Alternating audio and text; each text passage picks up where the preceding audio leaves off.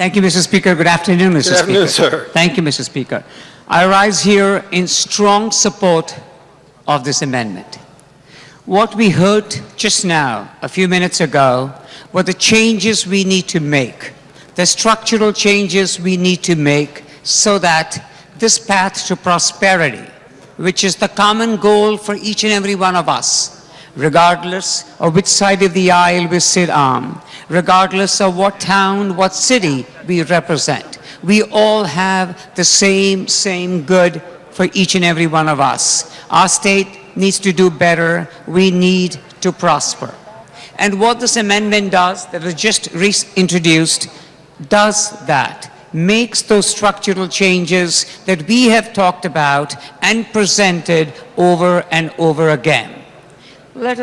I'm just going to focus on two important components on this amendment. Looking at Section 506 in the amendment, we are revisiting our entire defined contribution pension plan. We know what we do in the real world. We do not do the defined benefit anymore. And we have all switched over in the real world to the defined contribution pension plan.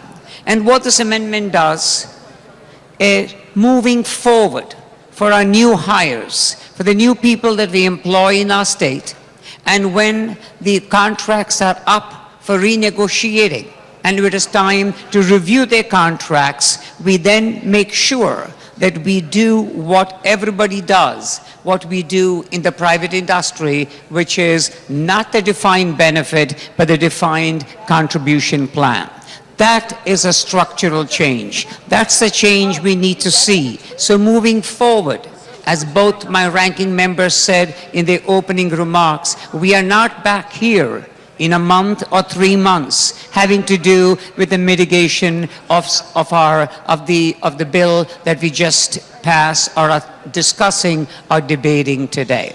We cannot just go from one deficit plan into another. What we need to do is structural change, and that is what this amendment does. And if I look at Section 507, once again, another structural change. When these contracts come up, when the contracts come up with the collective bargaining units, we don't let them lapse. We don't vote on them, and what happens? They become reality. They become the law of the land. And all that we are saying in this amendment is doing what the people of Connecticut have sent us to do. Represent them in the right way.